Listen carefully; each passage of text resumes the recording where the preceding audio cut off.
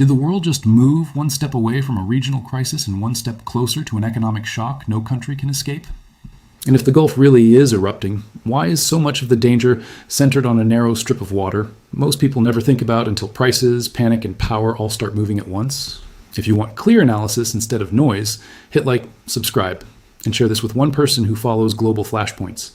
Because once the Strait of Hormuz starts shaking, the danger is not local anymore. It spreads through shipping lanes, energy markets, military planning rooms, and household budgets all over the world. That is why this story matters. Not because of one headline, not because of one speech, not because one commander said the situation is spiraling. It matters because this choke point has always been one of the most dangerous pressure valves on Earth. And when pressure builds there, the entire system starts to tremble. The title of this video sounds dramatic. Total war has begun. The Gulf is erupting. That sounds like the kind of phrase people throw around too easily online. But the truth is more serious than the slogan. You do not need an official declaration of total war for the effects to feel global. You only need a military escalation in the wrong place, a few misread signals, a few attacks that cross invisible lines, and suddenly one of the most important waterways in the world becomes the center of a chain reaction.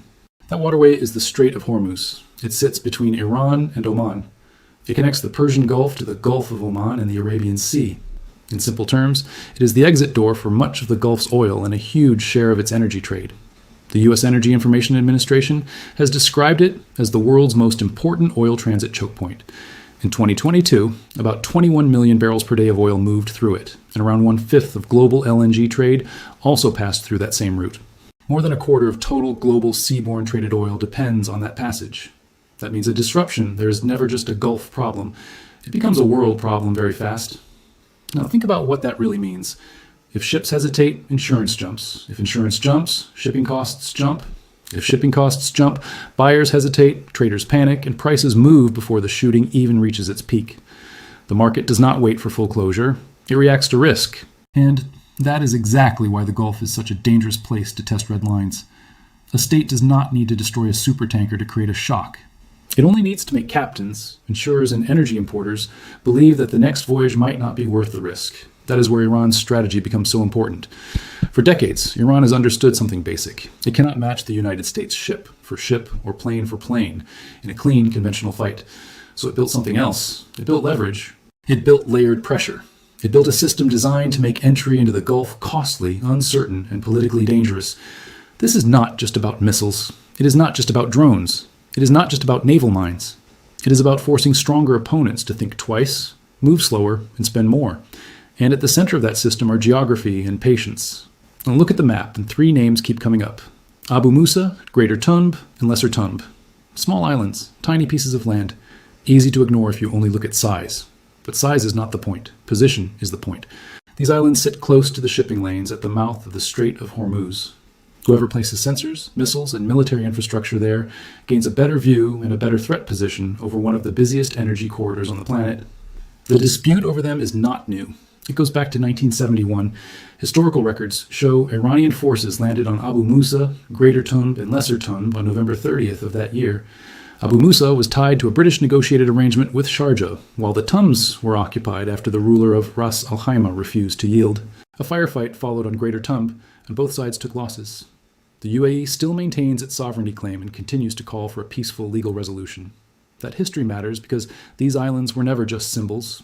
Over time, they became military real estate, platforms, outposts, eyes and fists in the water.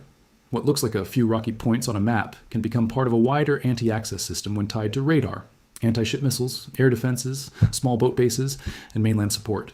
This applies from places like Bandar Abbas and the southern Iranian coast. This is the part too many people miss when they hear phrases like Gulf escalation. They picture big ships firing at each other in open water. That is not the main danger. The real danger is a layered contest in confined space, a crowded route, limited room, fast-moving threats, unclear attribution, short decision windows, political consequences attached to every response. Iran's doctrine in the Gulf has long leaned toward asymmetric warfare. In plain English, that means using tools that can hurt a stronger enemy. They do this without matching that enemy in traditional ways. Naval analysts have long described Iran's maritime approach as a mix of missiles, mines, submarines, drones, and especially fast attack craft. They specifically use craft operating in swarm tactics. That logic is simple. One small boat is a nuisance. Many small boats approaching fast from multiple directions are a very different problem. And Iran has invested in exactly that kind of force. Public reporting in late 2021 showed the IRGC Navy receiving another large batch of combat speedboats. Iranian officials said these vessels were built for higher speed, maneuverability, low radar signature, and offensive operations in the Persian Gulf and the Strait of Hormuz. The same reporting described boats moving from about 55 knots to 75 and 90 knots, with claims of even higher speed in future versions. Whether every public claim is fully accurate is not the point. The point is the doctrine behind them: quantity, speed, confusion, and intimidation. Now pause and think like an energy company, not a navy. You're not asking, can one of these boats defeat a destroyer in a fair fight? You are asking something else. Can they create enough uncertainty to disrupt schedules, delay transit, scare insurers, and spike costs? Can they make a commercial route feel unstable even if no side has formally shut it down? If the answer is yes, then the strategic effect is already happening. That is why every Gulf crisis has two layers. The visible layer is military. The invisible layer is psychological. A route does not have to be physically sealed to become economically toxic. That is the genius and the danger of pressure in Hormuz. It lives in the space between war and commerce, between threat and proof, between what has happened and what traders believe might happen next. And this is exactly where bigger powers can get trapped. If Washington responds softly, it risks looking weak and inviting more harassment. If it responds hard, it risks widening the conflict and justifying more retaliation across the region. That is the classic escalation problem. Every move may solve one problem while creating a larger one. That is also why talk of total war keeps surfacing. Not because armies have already rolled into full-scale regional invasion mode, but because the ingredients for broader conflict are always sitting nearby in the Gulf. U.S. bases across the region, tankers from multiple countries, allied governments with their own fears, militia networks, air defense systems, drones, missiles, competing domestic pressures inside every capital. All it takes is one strike too many. One fatal miscalculation or one attack on the wrong target can turn a controlled crisis into an uncontrolled one. Here is another hard truth. Even if a powerful military degrades parts of Iran's network, that does not mean the danger disappears. Chokepoint warfare is not only about destroying launchers. It is about sustaining fear. It is about preserving enough capability to keep others cautious. Iran does not need perfect control. It needs lasting relevance. It needs the world to remember that the Strait cannot be discussed without Iran. That is why the islands matter. That is why the speedboats matter. That is why the southern coast matters. And that is why every serious military planner studies the geography so closely. The strait is narrow, traffic is concentrated, reaction time is short. The space favors the side that is prepared to operate in clutter, in ambiguity, and under political cover. Even the alternatives are limited. Saudi Arabia and the UAE have pipeline routes that can bypass part of the Strait of Hormuz, but the available spare capacity is nowhere near enough. They cannot replace the full volume that normally moves through the choke point. In other words, if Hormuz is badly disrupted, the world cannot simply reroute everything. The system has some backup, but not enough to erase the shock. And that is where the global story deepens. The countries most exposed are not only in the Gulf. China, India, Japan, and South Korea are major destinations for crude moving through Hormuz. Most of the crude and condensate moving through the strait has gone to Asian markets. So when people in the West talk about Gulf tension as a distant feud, they miss the scale. A serious disruption there can hit manufacturing, shipping, inflation, and consumer confidence across entire continents. This is why the phrase total war can be misleading and useful at the same time. Misleading because it suggests everything has already crossed the final threshold.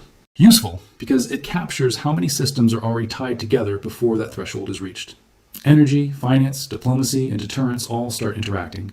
Alliance credibility, domestic politics, and military signaling all start interacting at once. Once that happens, even small events can have oversized effects. Think of the Gulf like a room filled with dry timber. People often focus on the match, the missile, the drone, the explosion. But the real issue is the room. How much combustible pressure has built up over time? How many actors are inside it? How much mistrust already exists? And how difficult it becomes to separate one crisis from 5 others once the fire starts. That is why voices like Colonel Douglas MacGregor attract attention. Even when analysts disagree on specifics, they are responding to the same core reality.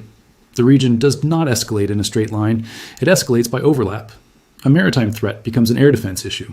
An air defense issue becomes a regional alliance issue. A regional alliance issue becomes an oil market issue. An oil market issue becomes a political issue inside countries thousands of miles away. That is how a narrow waterway starts behaving like a global trigger. And yet, another mistake people make is assuming every side wants full war. That is not usually true. Most actors want leverage without collapse. They want deterrence without uncontrollable escalation. They want to show strength without paying the highest possible price. The problem is that when several sides try to walk that line, accidents become likely. Everyone thinks they are sending a message. Nobody can fully control how the message is received. Now imagine you are an Iranian strategist. You know the United States has more powerful air and naval assets. You know direct symmetric war is dangerous. So what do you preserve above all else? You preserve the ability to threaten the flow. You disrupt the mood and complicate the enemy's choices. You preserve enough capability that the strait remains part of your bargaining power. Even a partially degraded network can still matter if it keeps others uncertain. Now imagine you are an American planner. You know allowing continued harassment or coercion in Hormuz can damage credibility, scare allies, and weaken deterrence. But you also know that heavy strikes can create new fronts, encourage retaliation by proxies, and drag more countries into confrontation. So, what do you try to do? You try to restore freedom of navigation without creating the very regional firestorm you're trying to prevent. That is the central tension of this entire story. Not just who is stronger, not just who can fire more weapons. The real tension is whether either side can impose costs without losing control of the ladder they are climbing. And if this analysis is giving you a clearer picture, don't just watch quietly, subscribe, drop your take below, and share this video. Share it with someone who wants depth instead of recycled headlines. History gives us a warning here. The Gulf has seen tanker wars, covert attacks, mine threats, seizures, and shadow confrontations that looked manageable until they suddenly were not. People often assume escalation is obvious while it is happening. It usually is not. It feels fragmented. One incident here, one response there, one speech, one deployment, one interception. Then months later, everyone looks back and realizes the line was crossed long before anyone admitted it. That is why serious observers watch structure, not just spectacle. Are more military assets moving into position? Are shipping patterns changing? Are insurers adjusting rates? Are navies escorting more vessels? Are governments issuing harsher warnings? Are commercial operators acting like the threat is lasting rather than temporary? Those are the signs that matter, because once behavior changes, the crisis is already reshaping reality. There's also a moral and human side to this. It gets buried under maps and tonnage. Every escalation in the Gulf puts ordinary sailors, dock workers, and service members under greater strain. A missile on a chart is still a person somewhere waiting for the order. A tanker reroute is still a crew spending longer at sea. A surge in energy prices is still a family paying more to move, heat, or eat. Strategic language can hide human cost, but it never removes it. That matters because audiences often hear military analysis and think in abstract blocks. Red side, blue side, escalation ladder, strategic posture. But real crises are lived by people under pressure. Many of these people did not choose the confrontation. The more the Gulf heats up, the more those people become exposed to decisions made far above them. There's another layer that deserves more attention. The Gulf is not dangerous only because of weapons. It is dangerous because of timing. A missile launch can be detected, a ship movement can be tracked, a speech can be translated, but intentions are harder. That is where misreading becomes deadly. One side may think it is sending a warning shot. The other may read preparation for an assault. One side may think it is restoring deterrence. The other may conclude it has only hours left to respond before things get worse. In places like Hormuz, timing and interpretation can be as powerful as firepower.